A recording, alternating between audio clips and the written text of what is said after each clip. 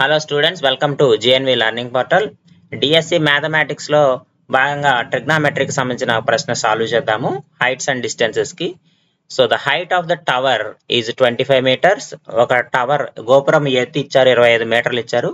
2 persons are observing the top of the tower from either side of the tower with equal angles of elevation 45 degrees each. So ఇక్కడ మనకి ఒక tower ఉందంట, 25 meters ఎత్తు ఉంది. ఈ టవర్కి ఇరువైపులా అంటే లెఫ్ట్ సైడ్ నుంచి ఒక పర్సన్ చూస్తున్నాడు, అలాగే రైట్ సైడ్ నుంచి కూడా ఇంకొక పర్సన్ చూస్తున్నాడు. With the angle of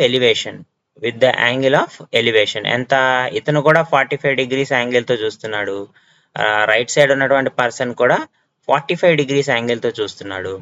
so మనల్ని ఏమడుగుతున్నాడు, డిస్టెన్స్ బిట్వీన్ ద 2 persons, అంటే ఇక్కడున్న వ్యక్తి వీళ్ళిద్దరి మధ్య ఉన్నటువంటి దూరం ఎంత అని అడుగుతున్నాడు. సో ఇక్కడ 45 degrees వచ్చింది, ఇక్కడ 90 degrees, ఇక్కడ 90 degrees వచ్చింది. సో ఆబ్వియస్లీ ఇక్కడ 45 వస్తుంది, ఇక్కడ కూడా 45 వస్తుంది. ఎప్పుడైతే ఇక్కడ 45 ఇక్కడ 45 అయిందో ఈ సైడ్ ఎంత ఉంటుందో ఈ సైడ్ అంతే ఉంటుంది, అంటే హైట్ బేస్ సమానంగా ఉంటుంది. కాబట్టి ఇక్కడ 25 meters వస్తుంది, ఇక్కడ కూడా 25 meters వస్తుంది.